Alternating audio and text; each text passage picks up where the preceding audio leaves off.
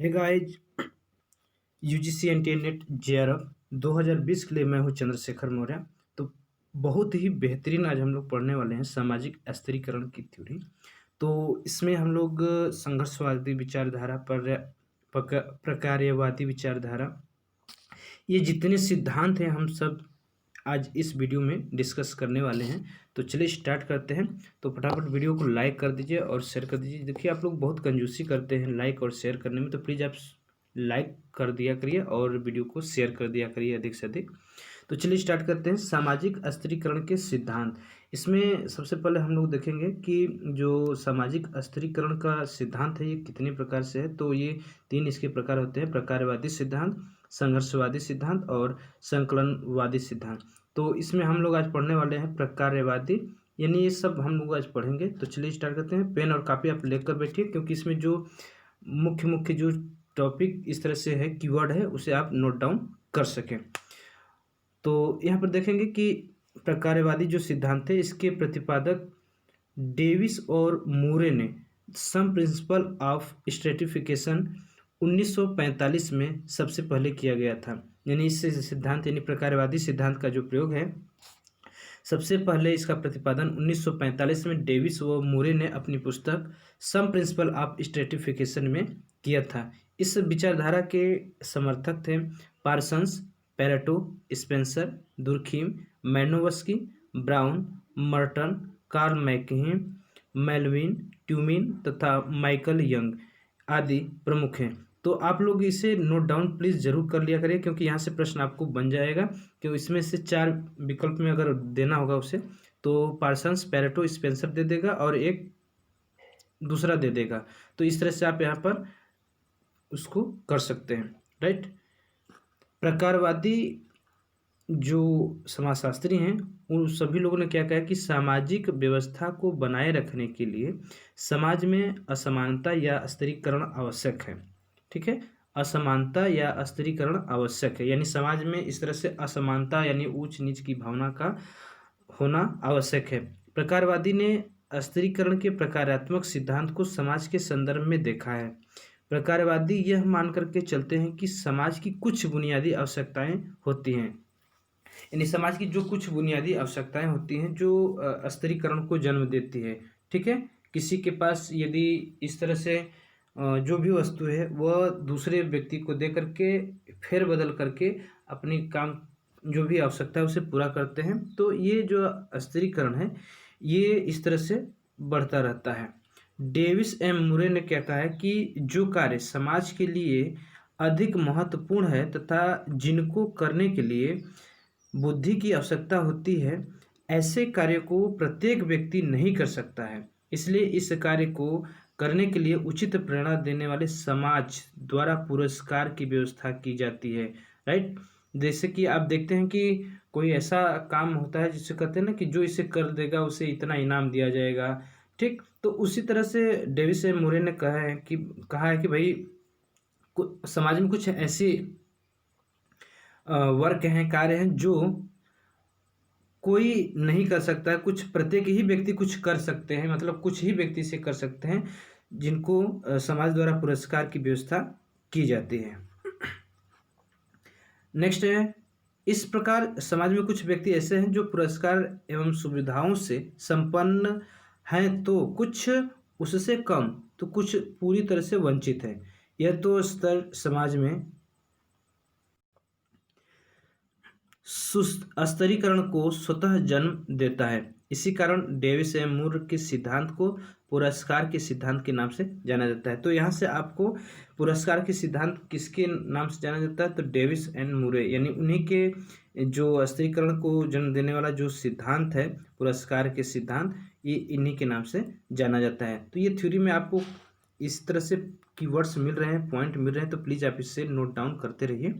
D man ने इसे कार्यों में आनंद कहा है, यानी स्तरीकरण को डी मैन ने आनंद कहा है, ऐसे कार्यों को। इसकी आलोचना की गई है। आलोचना क्या है कि मेल्विन ट्यूमिन ने डेविस एम मूर के प्रशिक्षण, पुरस्कार तथा क्षमता के विचारों की आलोचना की है, इसीलिए वेबलन ने इसे विधायक पद्धति कहा है। क्या कहा है? विधायक पद्धति कहा है। ठीक। संघर्षवादी विचारधारा, दूसरा है संघर्षवादी विचारधारा। तो संघर्षवादी विचारधारा क्या है, आइए देखते हैं। इस सिद्धांत के प्रतिपादक कार्ल मार्क्स हैं। कौन है? इस सिद्धांत के प्रतिपादक कार्ल मार्क्स हैं। और जो प्रकारवादी सिद्धांत था उसके जो सिद्धांत मतलब है वो डेविस व मुरे ने किया था 1945 में सबसे पहले। और उनकी जो पुस्तक थी some principles of stratification, right. तो संघर्षवादी विचार जो धारा है इसमें उन्होंने समाज के मूल संघर्ष को माना है। क्या क्या है इसमें भी हम लोग देख लेते हैं। इस सिद्धांत के समर्थक मेयो, लुनबर्ग, रुथ लिशबर्गर, कुर्ट लेविन, डेहरेनडॉर्फ, कैलिंग, वर्गी, शार्ट्रेक, मैकस्नाडर, स्मॉल, रयामोट, Warner, Coser, Simmel, Oppenheimer, Gumplowicz, बेजहार्ट, Ratzenhofer, Sumner, Robert E Park आदि प्रमुख हैं। ठीक है, तो इन्हें आप दोनों को लिख लीजिएगा क्योंकि यहाँ से प्रश्न आपको बन सकता है, बनने की पूरी पूरी संभावना, क्योंकि ये बहुत ही महत्वपूर्ण टॉपिक है। ठीक। मार्क्स का यह संघर्षवादी उपागम प्रकारवादी का विकल्प है। प्रकारवादी यह मानते हैं कि स्थिरीकरण समाज में एकीकरण लाता है। क्या करता है? एकीकरण लाता है। जबकि मार्क्सवादी कहते हैं कि अस्थिरीकरण करने वाला न होकर के विघटन करने वाला होता है। ठीक है, विघटन करने वाला होता है। अब हम लोग पढ़ेंगे, इतना आप लोगों को समझ में आई होप कि आ गया होगा। तो हम लोग आगे बढ़ेंगे। अब बहुत ही महत्वपूर्ण चीज़ है, महत्वपूर्ण प्रकारवादी सिद्धांत संबंधी तथ्य। तो इसमें हम लोग मैक्स वेबर और फैक्ट पार्किंग इस तरह के इन लोगों की सिद्धांत को आज हम लोग व्याख्या करेंगे इसमें। तो ध्यान से आप देखते रहिए, वीडियो के अंत तक बने रहिए और पेन और कॉपी लेकर के मेन पॉइंट को आप लिखते रहिए। अब एकदम आपको मज़ा आने वाला है पढ़ते पढ़ते और सब याद भी हो जाएगा। तो इसे आप लोग नोट डाउन भी करते रहिए। जब आप नोट डाउन कर लेते हैं तो समझ लीजिए आपको 50% आ गया। बस एक बार आप उसे दोहरा लेंगे तो आपको पूरा भूलेगा नहीं जल्दी से।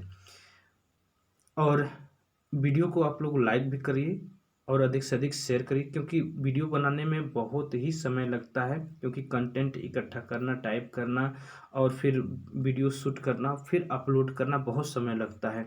एक वीडियो बनाने में कम से कम घंटा से ऊपर लग जाता है, 2 घंटे।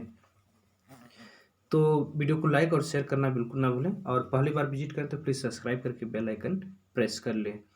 मूल्यों का सिद्धांत, पार्सन्स का सिद्धांत, इसमें हम लोग देखेंगे पार्सन्स भी एक प्रकारवादी हैं। पार्सन्स ने कहा है कि कुछ पद समाज में महत्वपूर्ण होते हैं, यह उस समाज के मूल्यों एवं लक्ष्यों पर निर्भर करता है। यानी जो पार्सन्स है उनका जो सिद्धांत है वो भी एक प्रकारवादी है।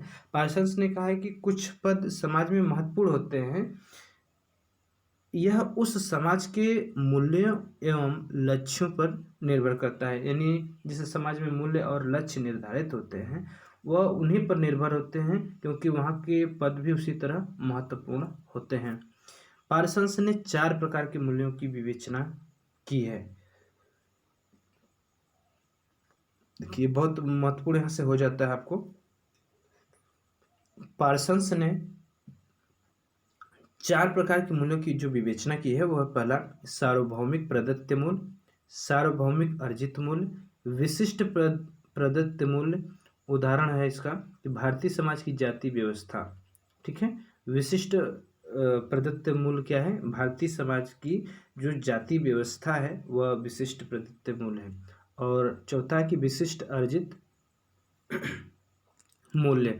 तो ये आपको याद हो जाना चाहिए एक ही बार में, क्योंकि ये ज़्यादा इस तरह से बहुत ही डिफरेंट है जो आप इसे याद कर सकते हैं। सबसे पहले आपको कैसे याद करना है? सार्वभौमिक प्रदत्त मूल्य, सार्वभौमिक अर्जित मूल्य। फिर उसके बाद सॉरी सार्वभौमिक की जगह विशिष्ट कर देंगे तो विशिष्ट प्रदत्त मूल्य और विशिष्ट अर्जित मूल्य यहाँ से हो जाएगा आपको। अब देखेंगे पेरेटो का जो सिद्धांत है, ये पेरेटो भी एक प्रकारवादी थे हैं और इन्होंने विविधता एवं भिन्नता के आधार पर स्थिरीकरण को बताया है। यानी जो स्तरीकरण है वो विविध और भिन्न है, यानी समाज के जो लोग हैं इस तरह से उनकी जो विविधता है, भिन्नता है, वह अलग है, वही स्तरीकरण है। इस तरह से पेरेटो का जो सिद्धांत है, इनका मानना है कि व्यक्ति मानसिक एवं शारीरिक रूप से भिन्न होता है, राइट, और यही भिन्नता स्तरीकरण को जन्म देती है। तो पेरेटो का सिद्धांत क्या है, इसे आप एक ही बार में याद कर लेंगे, ध्यान से देखिए आप, एक बार में याद हो जाएगा। पेरेटो का जो सिद्धांत है, अगर आपको आ गया एग्जाम में, तो एग्जाम में पूछेगा कैसे, ये भी मैं आपको बता देता हूँ। एग्जाम में पूछेगा कि विविधता एवं भिन्नता के आधार पर स्तरीकरण को किसने बताया है, तो यह पेरेटो ने बताया है। विविधता एवं भिन्नता के आधार पर स्तरीकरण को, ये सिद्धांत पेरेटो का है, ठीक है। तो आप इसे ध्यान दीजिएगा, इसलिए मैंने इसे इस तरह से किया हुआ है, राइट। कंफर्म, याद हो गया। चलिए आगे देखते हैं। मार्क्स के अनुसार सामाजिक स्तरीकरण का मुख्य आधार वर्ग संरचना है। इनका मानना है कि प्रत्येक काल में वर्गों का अस्तित्व रहा है और वर्तमान समय में पूंजीपति एवं सर्वहारा दो ही वर्ग हैं, ठीक है, ये मार्क्स ने कहा था। अब इनकी जो बहुत ही टैलेंटेड और महत्वपूर्ण चीज़ है वो है यही दोनों वर्ग सामाजिक स्तरीकरण के आधार है। कौन?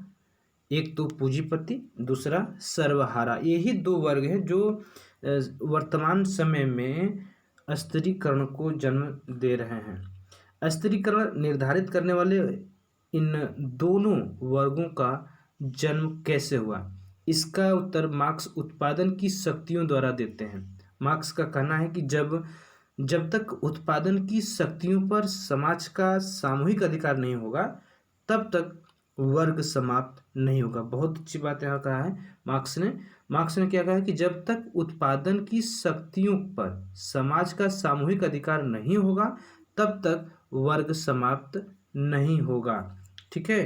क्यों नहीं होगा भाई? क्योंकि जब सामूहिक अधिकार नहीं होगा तो जो उत्पादन है वो जब दूसरे लोग रहेंगे तो वो उस पर अधिकार जमाए रहेंगे, तो सामूहिक लोगों का तो कोई इस तरह से महत्व तो नहीं रह पाएगा। यही वर्ग स्तरीकरण को जन्म देता है।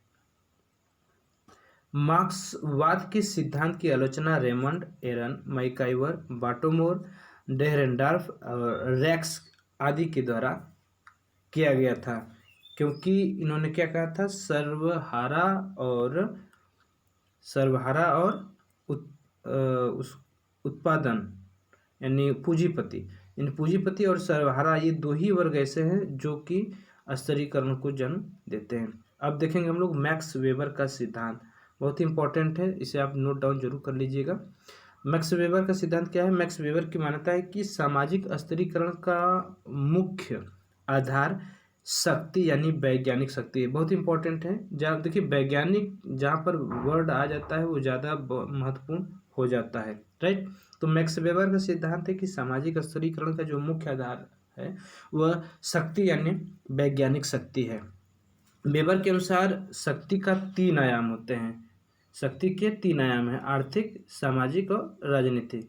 ये आपको याद हो गया होगा, आर्थिक, सामाजिक और राजनीतिक। वेबर के ये 3 आयाम हैं, आर्थिक, सामाजिक और राजनीतिक। देखिए शक्ति से वेबर का जो तात्पर्य है कि शक्ति एक व्यक्ति में नहीं बल्कि संस्था में निहित होती है। शक्ति के ये तीनों आयाम एक दूसरे को प्रभावित करते हैं तथा इनमें शक्तियों का तो समान वितरण होता है, जिसके कारण भिन्न भिन्न प्रकार का स्तरीकरण जन्म लेती है। देखिए मैक्स वेबर ने जो इस तरह से कहा कि भाई जो शक्ति है ये तीनों आयाम एक दूसरे को प्रभावित करते। कौन? ये 3 आयाम कौन है? आर्थिक, सामाजिक और राजनीतिक। ये तीनों एक दूसरे को प्रभावित करते हैं। भाई आर्थिक अगर जूझ रहा है व्यक्ति समाज में यानी सामाजिक, राजनीतिक यानी इस तरह से, तो इनमें शक्तियों का तो समान वितरण होता है, जिसके कारण भिन्न भिन्न प्रकार का स्तरीकरण जन्म लेता है। आर्थिक क्षेत्र में वर्ग, सामाजिक क्षेत्र में पद, परिस्थिति तथा राजनीतिक क्षेत्र में दल का उदय होता है।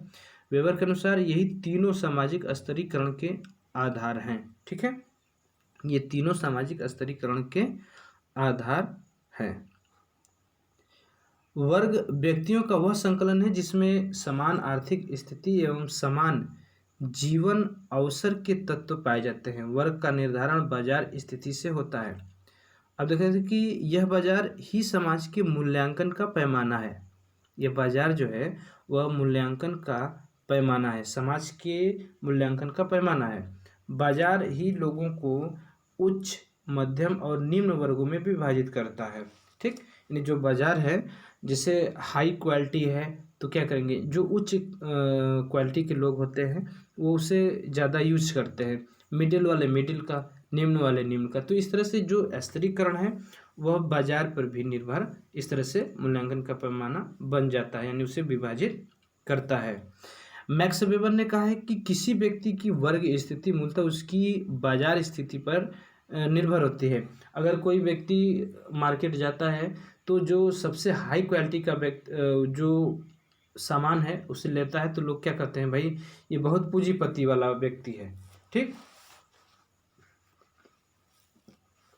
भले हो या ना हो, लेकिन वो वहाँ पर वो समझ लेते हैं। तो इस तरह से वो वहाँ का जो माहौल है वह चेंज हो जाता है, यानी वो स्थितिकरण की इस तरह से जन्म दे देता है। वेबर ने आर्थिक, सामाजिक तथा राजनीतिक स्तरीकरण को एक वैज्ञानिक व्यवस्था कहा है। इसे आप जरूर नोट डाउन कर लीजिएगा, बहुत इंपॉर्टेंट है। वेबर ने आर्थिक, सामाजिक तथा राजनीतिक स्तरीकरण को एक वैज्ञानिक व्यवस्था माना है। प्रश्न कैसे बनेगा कि स्तरीकरण को एक वैज्ञानिक व्यवस्था किसने माना है, तो मैक्स वेबर ने माना है, राइट। लिप्सेट और बेनेडिक्ट ने मैक्स वेबर के वर्ग एवं परिस्थिति दल के सिद्धांतों की आलोचना की है। किसने की भाई, लिप्सेट और बेनेडिक्ट ने। लिप्सेट और बेनेडिक्ट ने मैक्स वेबर के वर्ग एवं परिस्थिति दल के सिद्धांतों की आलोचना की है। सोरोकिन ने वेबर के सिद्धांतों की आलोचना की है। सोरोकिन ने मैक्स वेबर के जो सिद्धांत इस तरह से हैं उनकी आलोचना सोरोकिन ने की है। अब आइए देख लेते हैं सामाजिक स्तरीकरण और असमानता में अंतर। सामाजिक स्तरीकरण, सभी समाजों में चाहे वह सरल हो या जटिल, कुछ न कुछ सामाजिक असमानताएं अवश्य पाई जाती हैं। सामाजिक असमानता जैविक और सामाजिक दोनों रूपों में बनी हुई है, इसलिए जनजातियों में केवल असमानता पाई जाती है, न कि स्तरीकरण। देखिए, जो समाज है चाहे वो सरल हो या जटिल हो, कुछ न कुछ सामाजिक असमानताएं अवश्य पाई जाती है। सामाजिक असमानता जैविक और सामाजिक दोनों रूपों में बनी हुई है, इसीलिए जनजातियों में केवल असमानता पाई जाती है, न कि स्तरीकरण। असमानता और स्तरीकरण, स्तरीकरण का मतलब होता है, देखिए स्तरीकरण का मतलब क्या होता है, पिछली वीडियो में मैंने बताया था, फिर मैं आप लोगों को बता देता हूँ। स्तरीकरण का मतलब होता है कि समाज में भिन्नता होना, यानी ऊंच नीच की भावना होना, तो इस तरह से ये स्तरीकरण हो जाता है। लेकिन वही भारतीय जाति प्रणाली स्तरीकरण की एक महत्वपूर्ण विशेषता है। फ्रैग पार्किंग का सिद्धांत बहुत ही इंपॉर्टेंट है, इसे भी आप लोग ध्यान रखिए। इनका विचार वेबर से ज़्यादा तथा मार्क्स से कम प्रभावित है, क्योंकि पार्किंग ने अपनी वर्ग संबंधी विचारधारा को स्पष्ट करने के लिए सामाजिक समापन की अवधारणा प्रस्तुत की है। सामाजिक समापन की अवधारणा किसने प्रस्तुत की है, तो फ्रैग पार्किंग ने की है। तो यहाँ से आपको प्रश्न कैसे बनेगा कि सामाजिक समापन की अवधारणा किसने प्रस्तुत की है, तो फ्रैग पार्किंग ने की है। ठीक, पार्किंग ने बताया कि पैसे के आधार पर वर्ग का निर्धारण होता है। ठीक, पैसे के आधार पर वर्ग का निर्धारण होता है। जैसे कसाई है, उसका पैसा है चमड़ी उधेड़ना, मतलब इस तरह से काटना। तो मोची है, जूते की सिलाई करना।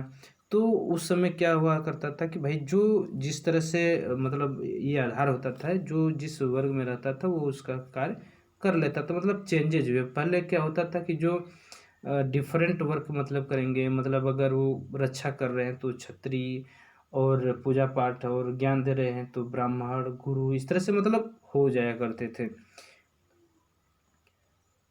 लेकिन वर्ग संरचना की ऋण पेशागत संरचना है, और कहा है कि जो व्यक्ति जैसा करता है उसके विचार उसी भांति होते चले जाते हैं। तो भाई देखिए, आप भी अपने मन में सोचते हैं कि हमें ये करना है, जेआरएफ हो जाए, नेट हो जाए। अगर आपके मन में होता है कि नहीं नेट हो जाए, तो आपके मन में होता है यार थोड़ा सा और मेहनत कर लेते तो जेआरएफ भी निकल गया होता। तो इस तरह से ये ये जो विचार होते हैं, तो ये इसी तरह चलते रहते हैं। W.L. वार्नर का सिद्धांत, इन्होंने यंग सिटी यूएसए अमेरिका के अध्ययन के आधार पर अपने स्थिरीकरण के सिद्धांत को मैक्स वेबर के स्थिरीकरण की विचारधारा को आगे बढ़ाया। इनके अनुसार सामाजिक स्थिरीकरण में प्रायः 6 वर्ग पाए जाते हैं, जिनका फैलाव उच्चतम वर्ग से लेकर के निम्न वर्ग तक होता है। तो वो कौन कौन से हैं, आइए देख लेते हैं।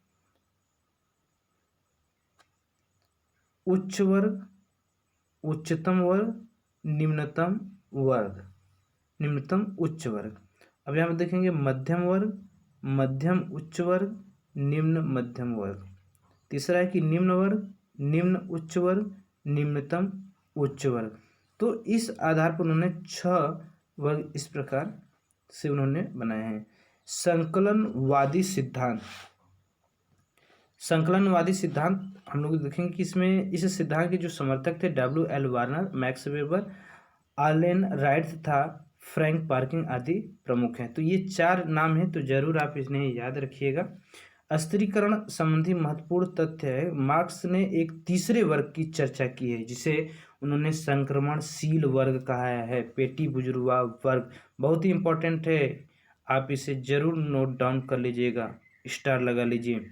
यहाँ से प्रश्न कैसे बनेगा कि संक्रमणशील वर्ग किसे कहा है, तो पेटी बुजुर्गा वर्ग को, और किसने कहा है, तो ये मार्क्स ने कहा है। राइट। स्थिरीकरण की परिणात्मक अवधारणा मेल्विन ट्यूमिन ने की है। ठीक है, यहाँ से प्रश्न भी बन सकता है कि स्थिरीकरण की परिणात्मक अवधारणा किसने की है, तो मेल्विन ट्यूमिन ने की है। स्थिरीकरण का ख्याति सूचक सिद्धांत रिचर्ड सेंटर्स ने दिया है। स्थिरीकरण का ख्याति सूचक सिद्धांत किसने दिया है, तो रिचर्ड सेंटर्स ने दिया है। स्थिरीकरण का प्रतिष्ठात्मक सिद्धांत वार्नर ने दिया है।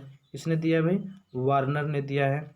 इंट्रोडक्टिव सोशियोलॉजी ये रेमंड मोरे, सदरलैंड तथा वुडवर्थ ने दिया है। The sociology of stratification John केली की है। Pre industrial stratification system M.G. Smith की है। तो नेक्स्ट वीडियो में हम लोग सामाजिक विभेदीकरण और उसकी विशेषता, जाति विशेषता और उनकी परिभाषाएं, जाति विशेषता की जो विशेषता है, टोटम का सिद्धांत, तो आदिम संस्कृति, इस तरह से हम लोग सभी चीज़ आगे पढ़ने वाले हैं। तो नेक्स्ट वीडियो और भी इम्पोर्टेंट होने वाला है, तो वीडियो को फटाफट लाइक कर दीजिए और अधिक से अधिक शेयर कर दीजिए। मिलते हैं नेक्स्ट वीडियो में, तब तक के लिए जय हिंद, जय भारत।